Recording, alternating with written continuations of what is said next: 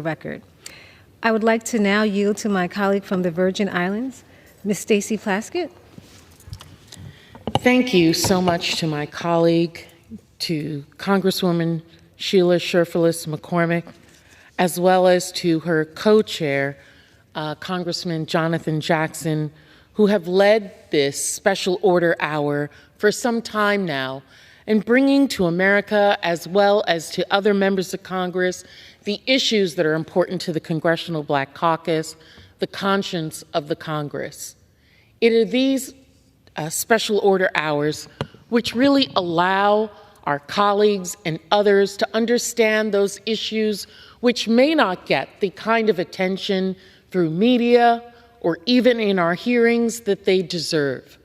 And so I want to thank them for spending this time to allow us to talk about a festering crisis that is directly at our border, that Congress has not engaged in sufficiently to ensure that democracy continues to reign in this near neighbor of ours. The time for dawdling, procrastination, pointless disputes, reviews, and continual talking has long expired. Haiti cannot wait. Haiti is a nation that has endured a tremendous amount of misfortune. Although it holds the distinction of being the first republic of people of African descent and one of the oldest nations in the Americas, second only to the United States of America, Haiti faces a significant and ongoing humanitarian, political crises.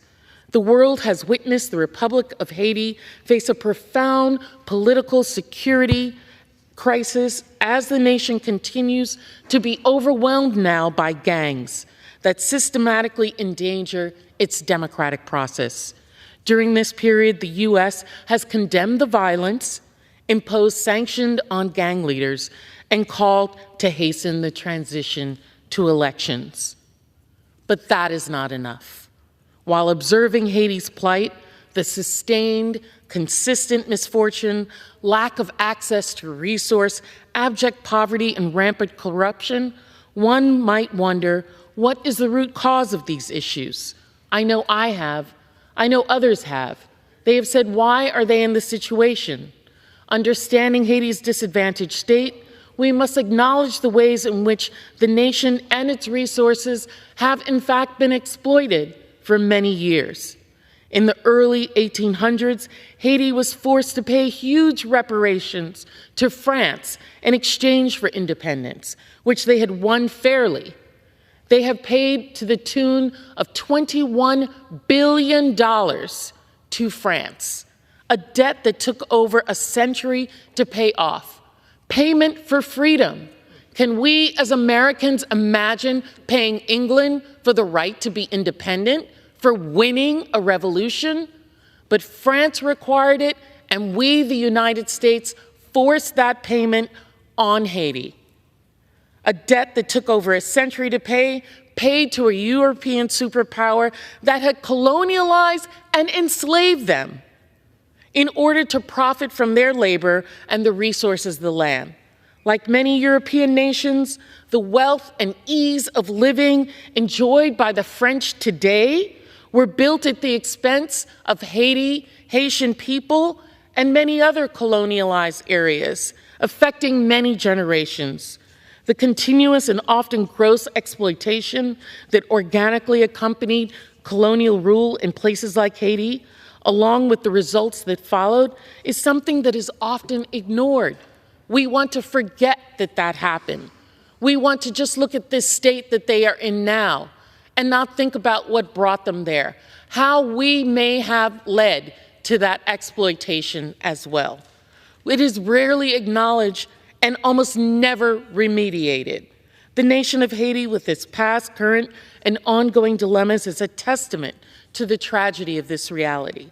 How could a nation entrenched in billions of dollars of debt over multiple generations even begin to establish a necessary infrastructure and societal structure needed to build a semblance of normalcy and make significant progress toward economic growth and prosperity? The severity of the situation has far surpassed the usefulness of words.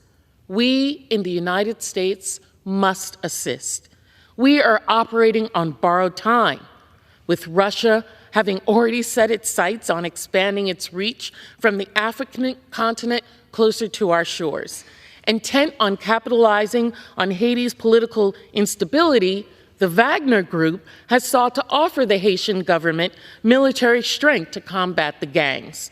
If the United States does not take immediate action, our foreign adversaries, not limited to Russia and China, may be 700 miles from our shores.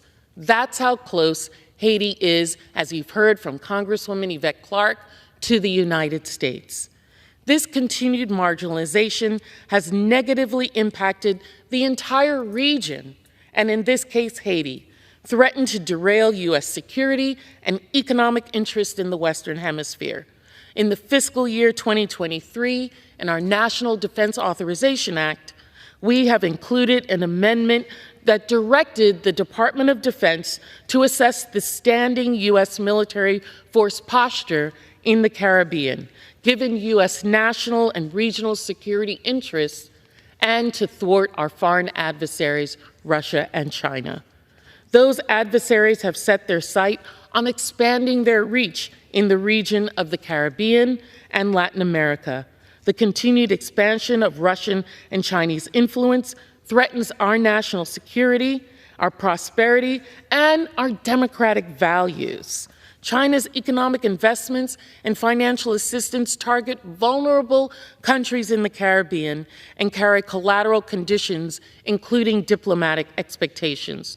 Through their Belt Road initiatives, BRI, China has entrenched its presence by signing agreements with countries such as Antigua and Barbuda, Barbados, Cuba, Dominica, Grenada, Jamaica, Guyana, Dominican Republic, Suriname, Trinidad, Tobago, and others. These investments span vast infrastructure projects, including the development of major ports, highways, and energy sectors. For example, recently the Dominican Republic received a $600 million loan to expand the country's electric grid, along with a $3.1 billion package of investments. Do we not think that China will not use this as leverage? While these projects bolster economic growth and infrastructure development, they also raise concerns about the leverage and strategic advancement the investments have. What will happen to Haiti? Haiti is in a position where they need financial support. We in the United States have got to pass the Caribbean Trade Resolution. The resolution recognizes the importance of enhanced trade and investment in the Caribbean. We're also working on strengthening the existing trade relationships, like the Caribbean Basin Initiative or the sponsorship of Hope for Haiti Prosperity Act of 2023 to signal our long-term commitment to Haiti. As a member of the New Democratic Coalition, I join my colleagues in calling for renewal and enhancement of generalized systems of preference in which numerous Caribbean nations participate. Strengthening our economic partnership, the support of these nations is vital not only to their economic growth, but to our national security. As the United States' third border, the Caribbean economic stagnation directly impacts U.S. security and stability. As co-chair of the Congressional Caribbean Caucus, I'm acutely aware that the economic and political challenges facing our neighbors are complex, and as such require collaborative and sustained efforts from policymakers, industry experts, financial institutions, and civil society. We must have U.S. leadership in the region. Neighboring nations will continue to look elsewhere for support. Venezuela is another country that they're looking to. My colleagues in the Congressional Black Caucus agree that Haiti is at an inflection point, and we need to act decisively by approving the State Department's request for $40 million in funding for the multinational security support mission to Haiti. For over 6 months, this Congress has held those funds. Congressional Republicans have refused to deliver the necessary resources to carry out this mission, even as the situation on the ground has deteriorated. The instability in Haiti is not only a humanitarian crisis, but a threat to our national security. We believe that the multinational security support mission would advance the national security interests, not just of Haiti, but of the United States. It would demonstrate American leadership in the Caribbean and provide a lifeline to the Haitian people. Depending on large part what Congress does or does not do next, the situation could start to improve or, by contrast, devolve into chaos and even civil war. If we act decisively, Haiti has a fighting chance. If we dither and delay, we are likely to watch as the Haitian National Police collapses, violent gangs overrun the country, and irregular immigration to the United States and other countries surge. We recognize that, of course, there is a right and a responsibility to be careful to scrutinize the funds to ensure the State Department has explained, but we believe that burden of persuasion has been met and that it's time to release the remaining funds. We regard American leadership as indispensable in this area. What is happening in Haiti is a test of American mettle, and we must pass this test. Our hands-off and apathetic approach to Haiti is an affront to our values, a country which helped us during our Revolutionary War. Haitian men came and fought alongside our American soldiers in the American Revolution. And when they sought their own revolution, what did we do at the end but require them to pay our ally France? Our support of Haiti must be clear. We must support our democratic neighbor to the south. I urge my colleagues to support all measures that would advance stability in this nation and ensure that the people of Haiti can in fact prosper. Thank you so much, Congresswoman Sherfilis McCormick, for the opportunity to speak. I know that this is an issue that is very dear to you, not only because of your own familial ties to Haiti, but so many of your constituents as well in Florida are crying out for support for their family and friends that remain there, Americans trying to ensure that their brothers and sisters, their family members can, in fact, prosper. So I want to thank you for your leadership on this issue. I want to thank the Congressional Black Caucus for doing all that they can do. And of course, to my sister from another mister, Yvette Clark of Brooklyn, thank you for always being there in the fight as well. And I yield back. Thank you so much to Congresswoman Stacey Plaskett. Thank you. The time for dawdling, procrastinating, pointless disputes has long expired. This body has become consumed with self-serving ambition and such a manufactured divide that we have forgotten that this nation has and must continue to be a global defender of freedom and democracy. Our failure to fulfill this vital role and turn a blind eye to systemic injustices around the world, particularly in the African continent and the Caribbean region, is not only unethical, it's un-American. And it has legal ramifications, not just for the people, economy, and stability of those nations, but lethal ramifications for our own safety and national security. The African continent and the Caribbean region have long suffered from a legacy of slavery and colonialism. symptoms of which have led many of these countries to be volatile and prone to political and economic instability.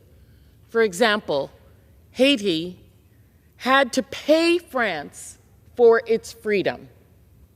After winning a revolution, they had imposed on them a debt to the French government for that freedom, for the lost revenues of slavery, if you can believe that. They have had to pay literally $28 billion to France. Literally, as my 14-year-old would say, literally. 40% of the nation's economy went to debt services. The precarious state has positioned them to be prime targets for foreign influence. And now U.S. adversaries such as China and Russia have been proliferating through the African continent, and China particularly in the Caribbean basin, exploiting those vulnerabilities for profit and to expand strategic interests. The Chinese multinational Huawei has constructed roughly 70% of Africa's infrastructure, Africa's information technology, and continues to make similar investments in the Caribbean basin in its Belt and Road Initiative. Over 10 nations have signed agreements to open their borders up to Chinese influence. Russia has bolstered its ties and influence as well, primarily through mercenary groups such as the Wagner Group. Between 2015 and 2019, Moscow signed 19 military collaboration agreements with African governments. By exploiting the instability of those nations, Russia has established African reliance on military to secure access to resources, extracting minerals such as cobalt, gold, and uranium from the continent. Furthermore, Russia and China's involvement undermines the continent's democratic aspirations, driving conflict, worsening human rights abuses, spurring growing militarization in governments. Niger, 2023, Mali, 2022, Sudan, 2021, Guinea, 2022-23, Burkina Faso, 2024. All coups in the last few years, displacing democratically elected governments with military juntas. For years, the world has witnessed the Republic of Haiti face a profound political, security, and humanitarian crisis. The severity of the situation is far surpassed the usefulness of words. We are operating on borrowed time. Our hands-off and apathetic approach to Haiti is an affront to our values. Following President Jovenel Moïse's assassinations, gangs seized complete control, creating a humanitarian catastrophe. Since February, 15,000 people have been displaced, adding to the 362,000 already internally displaced in the country. The hunger crisis worsens as armed groups block food supply routes. The approval of the State Department's funding request to support a Kenya-led multinational security support mission to Haiti is critical, as it will train and bolster the Haitian National Police, align with U.S. national security interests, and showcase decisive leadership.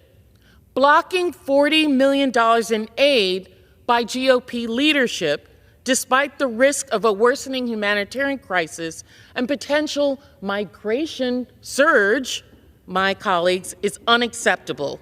Without the release of those funds, our borders will be overrun and people will die. We must do better. I yield back. The chair recognizes. Thank you, Madam Speaker. This Women's History Month, we find ourselves confronted by the regressive forces of Donald Trump and extreme MAGA Republicans. This faction seeks to propel our nation backwards at the sacrifice of centuries of progress and the well-being of American lives for their own self-serving. Their agenda aims to strip women of reproductive freedoms nationwide, slash Social Security and Medicare, rip health care away from millions, and funnel even more wealth to the already wealthy through massive tax breaks for big corporations and billionaires.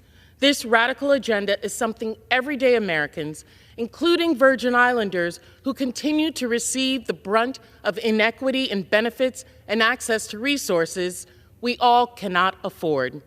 Extreme Republicans and the former president attack not just American people, including veterans and elected officials, but, as we saw January 6th, the democratic institutions that are a bedrock of our nation when things don't go their way. Their actions are an unequivocal declaration of war against our democracy. Republicans, we must secure and defend our republic and secure the rights and safety of all Americans, especially American women. I yield back. The gentlewoman's time has expired.